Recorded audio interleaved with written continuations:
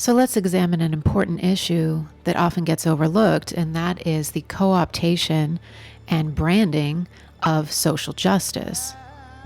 Often we see corporations trying to merge with the energy, with the sentiment, with the feeling of a legitimate and sincerely held belief that activists have, and those corporations are trying to merge with that feeling and to create a brand identity with it.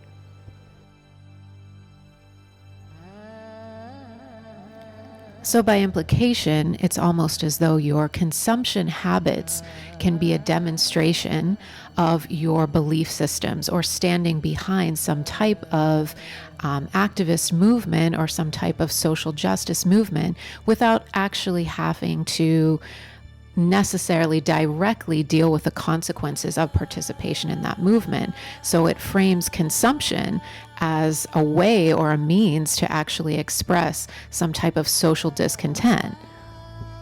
So we can look at movements where we have athletes, for example, that are making a stand about certain racial injustice or their perception of specific injustices. And then you have corporations getting behind this movement and participating in it through branding, through throwing their support behind the person and attaching the brand to that sentiment or to that sincerely held belief. But when we actually look behind the curtain, we see that the means through which their products are actually being produced stand in direct contrast to the supposed beliefs that they are in fact branding. So you may have sweatshop labor taking place while the brand is promoting, or at least at surface promoting, some sense of equitability or some sense of justice.